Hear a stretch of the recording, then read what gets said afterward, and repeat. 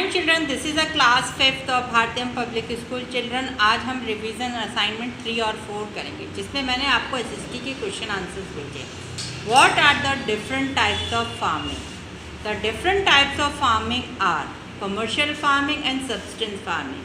Commercial farming क्या होती है? This type of farming done in a large scale for earn profit in the market. ये वो खेती होती है जिसमें जो किसान होते हैं वो अपना प्रॉफिट कमाते हैं, बहुत बड़े स्केल पे की जाती है।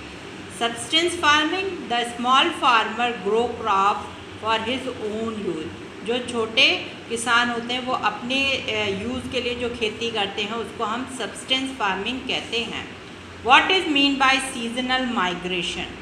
During the time between sowing season the farmer need to look out for other source of income later on the return to the field. This is known as seasonal migration. seasonal migration का मतलब होता है कि जो खेती की जब बुवाई होती है, दो फसलों के बीच में जो खाली समय होता है उस समय जो छोटे किसान होते हैं वो कोई और दूसरा काम ढूंढते हैं। जब उनका बुआई का टाइम होता है आ जाता है तो वो वापस अपने खेतों पर लौट आते हैं। List the factor on which the structure of house depend. The structure of house depend on a many factors. कौन कौन से होते हैं? टोपोग्राफी एंड क्लाइमेट, जो सबसे पहला फैक्टर होता है, जो वहाँ का क्लाइमेट होता है। अवेलेबिलिटी ऑफ मटेरियल, जो वहाँ मटेरियल मिलता है उस पर। Money at our disposable. Third point होता है आपके पास कितना पैसा है, वो भी मैटर करता है घर बनाने में। रिक्वायरमेंट ऑफ रेजिडेंस, और आपको कितना बड़ा घर चाहिए वो भी मैटर करता है। What are the advantage of living in neighbourhood? Neighbourhood में क्या क्या लोग अगर कोई घर लेते हैं तो वो क्या क्या देखते हैं? अर्न फॉर लिविंग, जो उनका ऑफिस है वो पास होना चाहिए। Provide social security and protection, providing social and moral support. ये सारी चीज़ें एक नेबरहुड में लोग देखते हैं।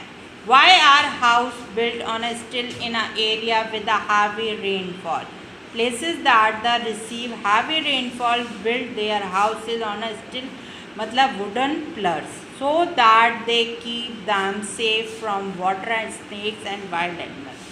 ऐसी जगह पर जहाँ पर बारिश बहुत ज़्यादा होती है वहाँ पर घर जो होते हैं वो वुडन पिलर्स के ऊपर बनाए जाते हैं ताकि घर में पानी नहीं आ सके, कोई वाइल्ड एनिमल नहीं घुस सके और स्नेक्स नहीं घुस सके। What are the reason of changing food habits? The reason for changing food habits in an advancement of technology that has made all food available round the year. मतलब changing food habits की वजह थी, जो modernisation की वजह से जो क्या हुआ, जो फूड फ्रूट वेजिटेबल जो सीज़न में मिलते थे आज के टाइम वो कभी भी आप उनको लेकर खा सकते हो। इसका मतलब ये हुआ। नेक्स्ट क्वेश्चन है हमारा, what are chawls and slums? Chawl और स्लम्स क्या होते हैं? चॉल क्या होते हैं? They are low budget house built in a road densely populated area like Mumbai. Chawl ज़्यादातर आपको मुंबई में मिलेंगे क्योंकि वहाँ लोग ज़्यादा हैं, रहने के लिए जगह कम है। They have only one room. इनमें क्या होता है, सबके पास एक एक रूम होता है और कॉमन टॉयलेट्स होते हैं। Slums, they have made up for the people with a very low income, they made up of tin sheet plastic cardboard, they have very unhygienic. जो स्लम्स होते हैं वो क्या होते हैं? गरीब लोग जिनकी बहुत ही ज़्यादा कम इनकम होती है वो ऐसे घर बनाते हैं। इसमें वो किसका यूज़ करते हैं? Tin sheet, plastic, cardboard. और जो यहाँ की लिविंग कंडीशंस होती हैं वो बहुत ही ज़्यादा अनहाइजीनिक होती हैं क्योंकि वहाँ पर प्रॉपर ड्रेनेज सिस्टम वगैरह नहीं होते हैं, इसलिए स्लम्स जो हैं वो अनहाइजीनिक लिविंग कंडीशन कहते हैं। How have improved machinery and better seed to help farming? Most of machine are power driven, enabling faster and accurate agriculture. अब क्या हो, जैसे जैसे मतलब टेक्नोलॉजी बढ़ी तो मैनुअली करने के बजाय लोग मशीन के द्वारा, जिससे क्या होता था, कम टाइम लगता था, काम एक्यूरेट होता।